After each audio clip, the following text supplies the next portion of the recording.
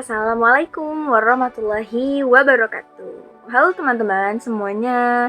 Nama saya Nadila Purwati dari program studi PG PAUD semester 3. Oke, di sini saya akan membahas materi tentang klasifikasi sumber belajar. Nah, jadi di sini yang pertama ada pengertiannya. Sumber belajar. Berdasarkan beberapa pendapat, para ahli disimpulkan bahwa sumber belajar adalah semua sumber seperti pesan, orang, bahan, alat, teknik, dan latar yang dimanfaatkan peserta didik sebagai sumber untuk kegiatan belajar dan dapat meningkatkan kualitas belajarnya. Nah, selanjutnya di sini ada klasifikasi sumber belajar. Klasifikasi sumber belajar dibagi menjadi 3. Yang pertama ada sumber belajar primer, yang kedua ada sekunder, yang ketiga ada tersier. Nah, oke, di sini langsung saja. Yang pertama ada sumber belajar primer. Nah, bisa dilihat ya teman-teman, sumber belajar primer adalah sumber informasi atau data yang pertama kali menciptakan atau merekam informasi. Nah, jadi sumber ini adalah sumber yang langsung terkait dengan peristiwa atau subjek yang sedang dibahas. Ya, contohnya seperti dokumen asli, surat, wawancara, catatan lapangan ya saat kita mewawancara Contohnya mewawancara orang yang sedang kita dimasukkan ke dalam penelitian, itu bisa dijadikan sebagai catatan lapangan hasil penelitian eksperimental. Nah, contoh dari sumber belajar primer itu bisa dilihat ya, ada dokumen asli, surat, wawancara, seperti itu. Nah, yang kedua ada sumber belajar sekunder. Nah, sumber belajar sekunder itu adalah sumber informasi yang mengacu pada sumber belajar primer. Nah, atau menginterpretasikan ya, atau mengomentari informasi yang berasal dari sumber primer. Nah, sumber ini biasanya adalah hasil. Nah, hasil dari analisis atau sintesis sumber-sumber primer.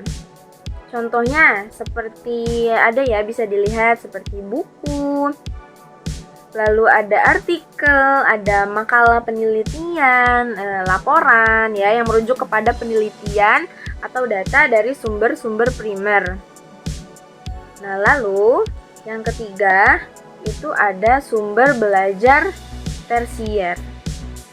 Nah, sumber belajar tersier itu adalah sumber belajar atau sumber informasi yang mengumpulkan atau menyediakan akses kepada sumber-sumber sekunder. Jadi sumber tersier ini adalah sebuah yang menyediakan aksesnya atau dia sebagai referensinya gitu ya. Sumber ini biasa disebut sebagai referensi atau untuk mengidentifikasi sumber-sumber sekunder yang relevan. Contohnya seperti indeks atau ensiklopedia atau buku referensi atau basis data yang mencatat referensi sumber-sumber sekunder dari sumber-sumber sekunder. Selanjutnya di sini ada perbedaannya. Nah, oke, teman-teman, jadi biasanya dalam penelitian akademik sumber belajar primer ini dianggap yang paling otoritatif ya, karena mereka adalah sumber informasinya asli yang langsung dari sumbernya. Sumber belajar sekunder menggambarkan interpretasi atau analisis orang lain terhadap sumber-sumber primer.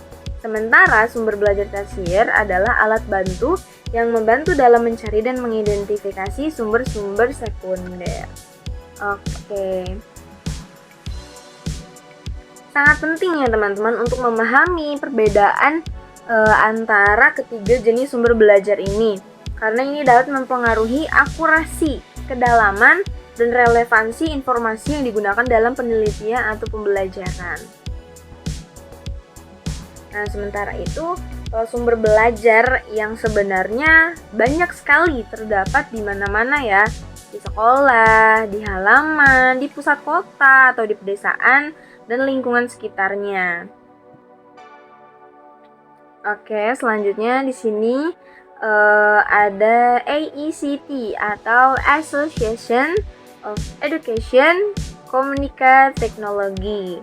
Melalui karyanya The Definition of Educational Technology pada tahun 1977 mengklasifikasikan sumber belajar menjadi 6 macam. Nah, yang pertama di sini ada message atau biasa disebut dengan pesan, yaitu informasi atau ajaran yang diteruskan oleh komponen lain dalam bentuk gagasan, fakta, arti, dan data. Termasuk dalam kelompok pesan adalah semua bidang studi atau mata kuliah atau bahan pengajaran yang diajarkan kepada peserta didik dan sebagainya. Yang kedua ada people. People itu orang. Nah, yakni manusia yang bertindak sebagai penyimpan, pengolah, dan penyajian pesan, termasuk kelompok misalnya guru, ya, dosen, tutor, peserta didik, dan yang lainnya. Yang ketiga ada material atau bahan, yaitu perangkat lunak yang mengandung pesan untuk disajikan melalui penggunaan alat atau perangkat keras ataupun oleh dirinya sendiri. Berbagai program media termasuk kategori material seperti transportasi, slide, film, audio, video, modul, majalah, buku, dan lain sebagainya.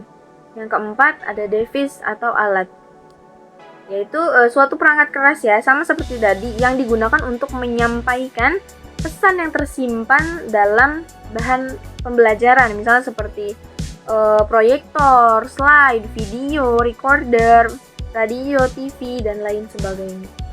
Yang kelima ada teknik. Nah, yaitu prosedur atau acuan yang dipersiapkan untuk penggunaan bahan, peralatan, orang, lingkungan, atau untuk menyampaikan pesan. Misalnya pengajaran bermodul, ya, berprogram. Nah, seperti simulasi, demonstrasi, itu tanya jawab, dan lain sebagainya.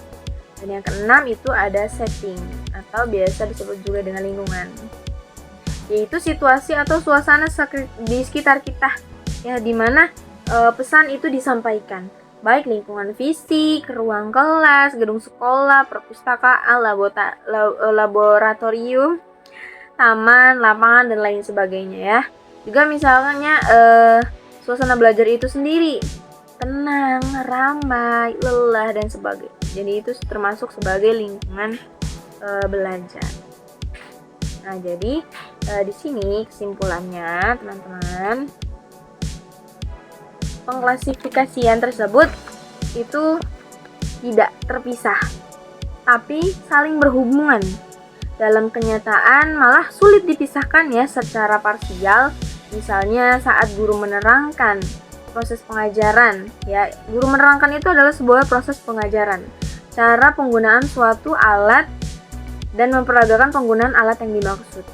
Setidaknya guru menggunakan 4 macam sumber belajar yang berperan di sana, ya. Guru, alatnya, topik atau pesan atau informasi yang dijelaskan tentang cara penggunaan alat tersebut, dan teknik penyajiannya, yaitu dengan peragaan. Oke teman-teman, mungkin cukup, tidak banyak yang bisa saya sampaikan.